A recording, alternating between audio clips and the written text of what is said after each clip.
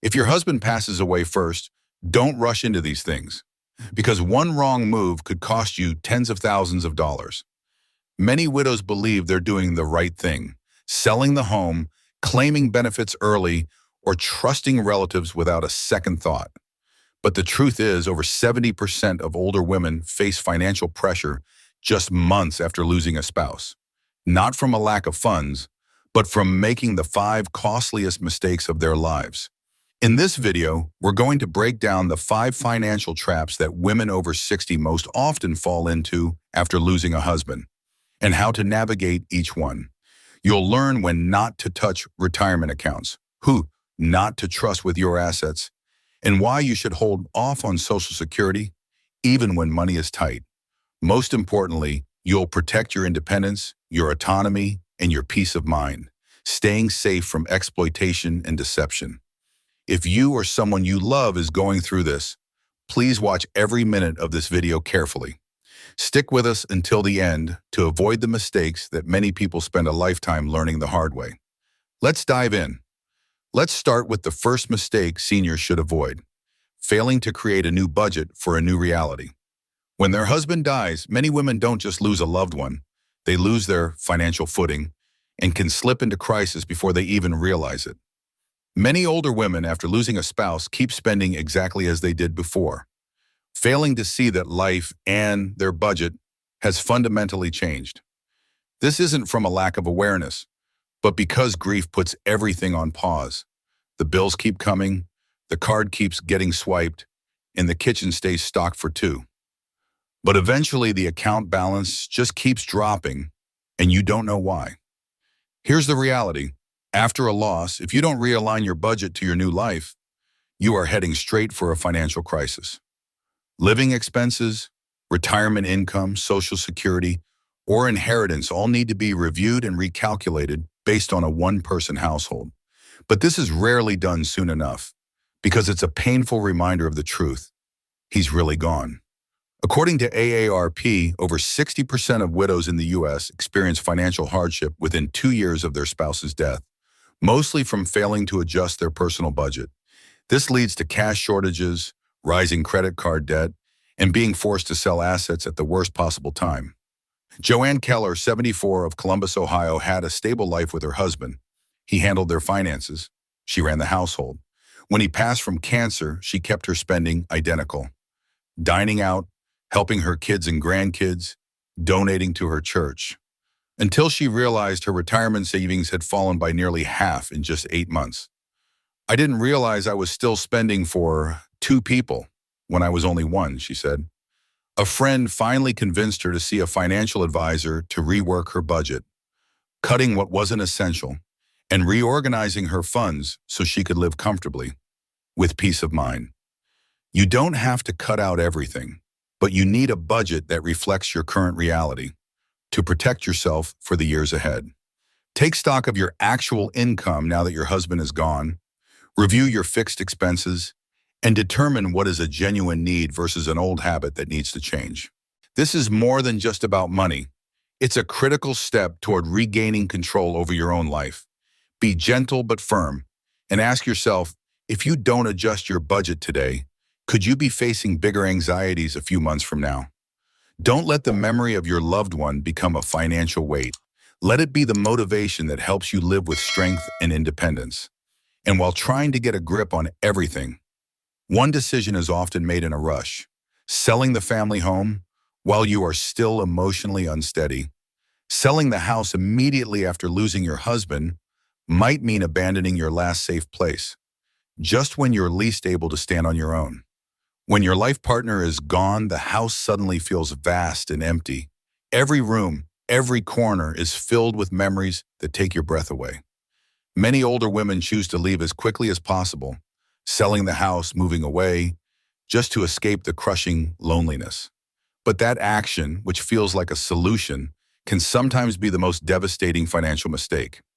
Selling a home too soon, while you're emotionally vulnerable, often leads to poor decisions.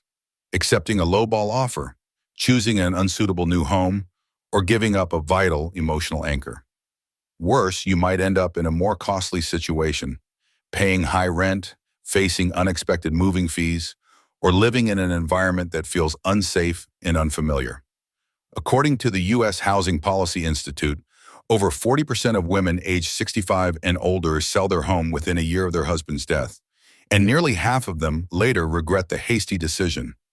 They often say that their emotions overruled logic, and if they could do it over, they would have taken more time to think clearly.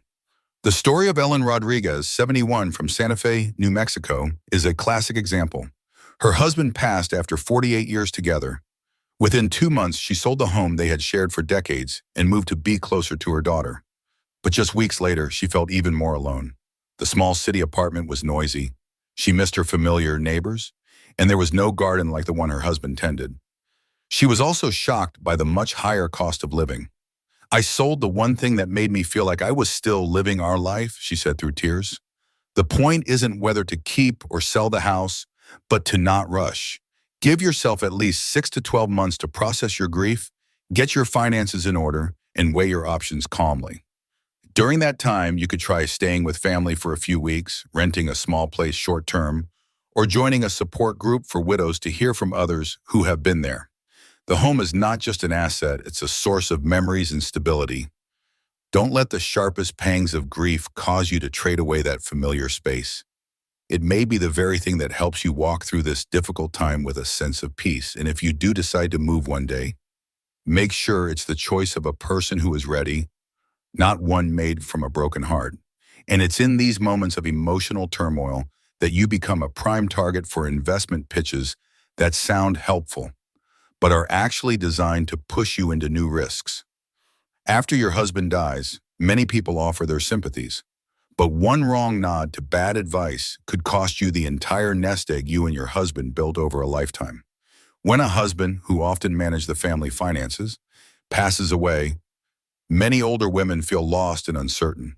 That's precisely when self-proclaimed advisors appear. Relatives, friends, old acquaintances, even strangers online. They suggest you invest in real estate, buy gold, open a brokerage account, or join a business venture, promising they'll help you protect your money or generate new income to replace your husband's. But when you are emotionally vulnerable, it's easy to trust others without doing your due diligence. The result is lost money, broken relationships, and a sense of trust that can never be recovered. According to a report from the U.S. Securities and Exchange Commission, SEC, older women are at the highest risk for financial fraud, especially within the first year of widowhood. They often struggle to tell the difference between genuine advice and clever manipulation, especially when the person offering it seems friendly, speaks kindly, and sounds so experienced. The story of Nancy Whitaker, 73, from Fresno, California, is a tragic case. After her husband died, a neighbor, someone he had once helped, convinced her to invest $50,000 in a luxury assisted living project. Trusting their history and hoping for a good return, she agreed. 6 months later, the project vanished. The neighbor moved away, and she never saw a penny of her money again. "I didn't just lose the money, I lost my feeling of safety," she said. Make it a strict rule to avoid all major financial decisions for at least 6 to 12 months after your loss. If someone is pressuring you to act now before the opportunity is gone, that's your first red flag to walk away. And before you sign anything, consult with an independent financial advisor who has no connection to the person making the suggestion. You can find one through your bank, a nonprofit, or a financially savvy family member. Don't let misplaced trust destroy the legacy you and your husband worked a lifetime to build. In this tender phase, your best assets are calmness and patience. And if someone genuinely wants to help, they will give you time to think, not force you into a rushed decision. If you're still watching and getting value from this, let me know by dropping a 3 in the comments below. And if you haven't already, I'd love for you to subscribe and hit the notification bell so you don't miss a thing. Your support truly helps us keep making content that empowers and inspires. And amidst the emotional whirlwind of loss, there is something crucial that many widows overlook: the financial benefits they are fully entitled to after their husband passes away. You may have lost your husband, but don't also lose out on tens of thousands of dollars in benefits you both earned over a lifetime. All because You didn't know you were entitled to them. When your husband passes away, grief can make you forget or not even be aware that you have a right to certain special financial benefits, from life insurance, pensions, and Social Security survivor benefits to IRAs, 401ks, and even benefits from his former employer. All of these can provide critical financial support if you know how to claim them. However, so many older women never ask, assuming I'm not eligible, the benefits ended when he died, or they simply don't know. These benefits exist. Many even avoid opening mail from insurance companies because seeing their husband's name is too painful. And in that quiet oversight, they forfeit money that could help them stand strong during a challenging time. According to the U.S. Social Security Administration, thousands of eligible women fail to claim their widow's benefits each year. It's partly due to a lack of information and partly a fear of complex paperwork. Meanwhile, if they applied at the right time, they could receive a monthly check, one that might even be higher than the benefit from their own work record. The story of Jeanette Harmon, 75, from Duluth, Minnesota, proves this point. After her husband died, she continued to live on her own small pension. It wasn't until her nephew, who works in finance, asked a few questions that she learned she was eligible for nearly $1,100 a month from her husband's Social Security because he had earned more and paid in for years. She also uncovered a small $15,000 life insurance policy her husband had bought 20 years prior. I just assumed there was nothing for me. It turns out I just never asked, she said. Don't be afraid to investigate and ask about everything. Contact the Social Security Administration about survivor benefits. Review all insurance policies, retirement accounts, bank statements, and his former places of employment. Ask your children, an advisor, or a senior support organization for help if you need it. Sometimes a single phone call can unlock a financial resource you never knew was there. Remember, this isn't asking for a handout. These are your earned benefits, built from a lifetime of your shared work. Don't let them go unclaimed out of fear, grief, or a mistaken belief you're not entitled. Take action, because you deserve this support and a more stable future, even as you walk this path alone. And even if you don't miss out on any financial benefits, there's another trap that can quietly drain your accounts: overspending to fill the void of loneliness. Losing a husband is painful enough, but losing your financial security afterward, all because of emotional spending, can leave you with no turning back. When your life partner dies, the emptiness left behind isn't just an empty chair or a silent room. It's a deep, abiding loneliness that's hard to fill. Many older women lost in sadness turn to spending to soothe their pain, buying expensive items, taking lavish trips, showering gifts on grandchildren, or even donating too generously. But in the end, the wallet is empty, and the hollow feeling is still there. Emotional spending is a common reaction to a major loss, especially for those who have never managed money on their own. A little retail therapy can offer temporary comfort, but if it goes unchecked, it will quickly spiral into financial trouble at a time when your income is no longer what it once was.